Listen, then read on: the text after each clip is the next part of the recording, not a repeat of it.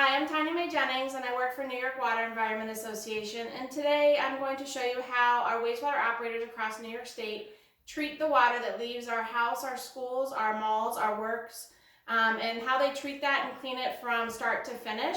These operators work 365 days, 24 hours a day to clean the water to ensure we have clean water in our waterways and protect public health. Today we're going to talk about wastewater. What is wastewater and where does it come from? Where does it go? And how is it treated? And as you can see in the key to the right, there's a lot of large objects, grit, oils, solids, tiny organisms, including germs from human waste, dissolved nutrients from human waste and soaps. And we're going to go through the process of how that's treated and how our operators clean our water and protect public health. Okay, now that we know what wastewater is, I want to show you a sample of what wastewater looks like. So when it leaves your house or school or the mall, the water goes out dirty, what we call dirty water, and it's dark in color. It might have leaves, rags, trees, anything that's gotten into the sewer system, and all of this ends up at our wastewater treatment facility. So if you can see on this sample, there's leaves and trees and twigs, rocks, and even some flushable wipes that are in fact not flushable. They don't break down in the sewer system. So this is our sample of what wastewater looks like when it first gets to our wastewater treatment facility. The first process the water goes through when it leaves your house and your schools is what we call the grit removal. When the water gets to the facility, they have big machines that take out any big items that have come through the sewer system, like rocks and branches, and of most concern are our flushable wipes. The flushable wipes do flush, however, they do not break down in our sewer system, and they can cause damage to our pipes. So the machines take all these heavy items and they remove them from the water, and then the grit is then taken to a landfill or buried. So any of the grit that is remaining in the water, like the flushable wipes, could damage the pipes and the pumps and the tanks and the rest of the works of the facility. So it's important to remove all these objects at the very beginning. I will now show you a simulation of how the grit is removed. Okay. So the first process the dirty water goes to is what we call the grit chamber, where there are bar screens at our local facilities, and these screens catch all the big items that are coming through the sewer.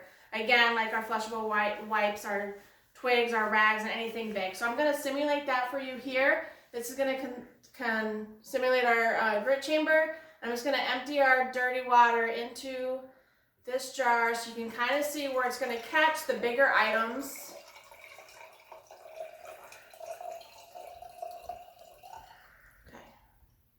So as you see on the top of this, it's caught all the rags and the leaves and the rocks and anything that's too big to go through this grit chamber. So this prevents these bigger items going through the process, and it makes it easier for our operators to clean the water. After the water leaves the grit chamber, it goes into our primary settling tanks. In the primary settling tanks, this allows the fine solids from the human waste and some of the germs to settle to the bottom of the tank, forming a thick gray layer of sludge. The lighter substances like oils, fats, and grease float to the surface.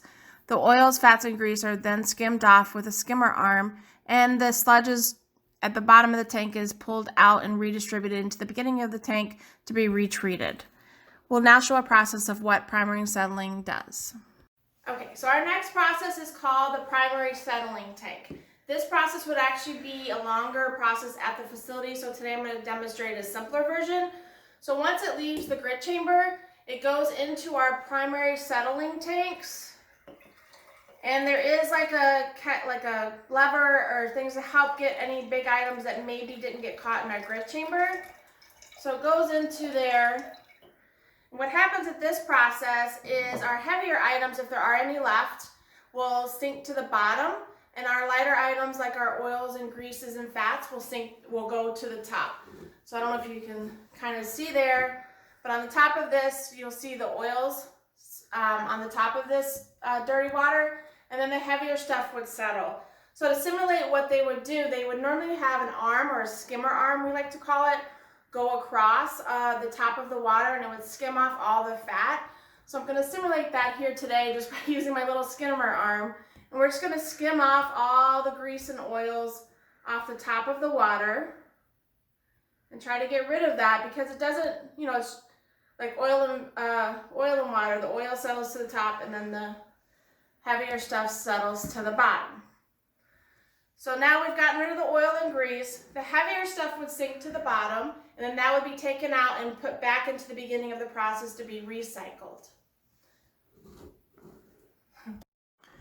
After the water leaves our primary settling tank, it then goes to our biological treatment. In this process, the dirty water is introduced with what we call good bugs and oxygen, and the good bugs eat away at the bacteria in the water to naturally clean the process. Why must the dissolved nutrients be removed? If lots of dissolved nutrients were allowed to flow into a river, they would pollute the river and reduce the oxygen levels that are vital for the life and health of a river system. So in this next simulation, I'm going to simulate adding good bugs to our water to help clean our water before it is moved on to the next process. Okay, so now our process, after we've left the primary settling tank, as you can see, the water's a little clearer already compared to what it started out as. However, we still have a lot more processes to go. So from the primary settling tank, we go into what we call the bioreactor. And this is actually my favorite part of the whole process. So they inject what we call good bugs and oxygen into the system, and during that process, the good bugs eat the bad bugs and clean the bacteria naturally within the system. So I'm going to simulate, I'll put this here, and I'm going to simulate the good bugs being added to the water. So if you want to zoom in and see,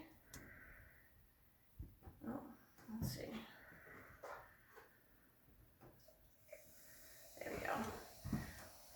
As you can see, the bugs are eating away at the bacteria, and cleaning the water is a natural process. So it's slowly cleaning the water, and this is a simulation of what happens in the facility. That's my favorite part. So the bugs will eat away at the bacteria, and the oxygen will help feed the bugs, and then it cleans the water. So as you can see, it's a little lighter than what it was initially, just from this jar to this jar. So after our dirty water has gone through the bioreactor, it is then sent to our secondary settling tank. The secondary settling tank is very similar to our primary settling tank, as the heavier objects go to the bottom, and if there's any lighter objects, they float to the top.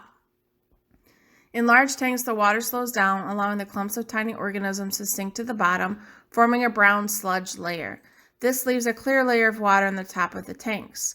The sludge consists of tiny organisms that were used in the biological treatment stage and a few germs from the human waste. These organisms can be a health threat to humans and the environment, which is why we remove them from the water. I will now simulate how we handle the secondary settling within our plant process. Okay, so once the bugs have had time to do their job, the water then is transferred into what we call a secondary settling tank, which is very similar to our first primary settling tank. All it's going to do is settle out the solids and if there's any more oils or greases or fats in the water, they're going to settle to the top. So as you can see, based off of this jar, we've gotten rid of most of our solids, most of our debris, rocks, and any kind of bigger objects. And on the top, we've skimmed off most of our oils, fats, and grease. So I'm going to go ahead and simulate that again and see if we can get rid of anything that's left on top of the water. All right. So as we go through the process, the water's slowly getting cleaner, and all the bigger objects are being removed, and the lighter objects that float to the top are also being removed. So then we can go through our last process, which is called disinfection. After the water goes through our secondary settling tank, it then proceeds to a disinfection. Disinfection is the use of chemicals like chlorine or exposure to ultraviolet light to kill tiny living organisms in the water. It is added to the water in the disinfection tank. So why is disinfection necessary? The treatment water leaving the secondary settling tank is clear and may look safe, but it still contains a few tiny organisms. These include germs from human waste and those used in the bioreactor. These tiny organisms could spread disease if they are allowed to flow into the river system, so therefore disinfection is an important process. The picture to the right shows the water leaving the disinfection tank and how clear it is before it goes out to our water and streams. I will now simulate using bleach as an example of how they would clean the water at the treatment facility. Okay, now we move into our last process, which is called disinfection. At the wastewater facilities, they will either use bleach or they'll use UV ultraviolet lights to kill the bugs. We don't want any bacteria leaving the facility and going into our waterways. So I'm going to simulate going from our secondary tank once it's settled out and going into our disinfection. And I'm just going to use normal household bleach to show how it changes the water and cleans it in a natural process.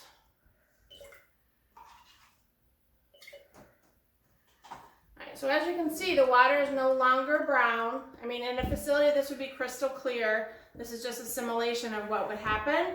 But it started out as this, and now we've ended with no rocks, no rags, no debris, no oils, no fats, and the water is clean and clear. Again, a simulation. This would be clear at a facility, but this just gives you an idea of how they go through the process of cleaning our water 365 days a year.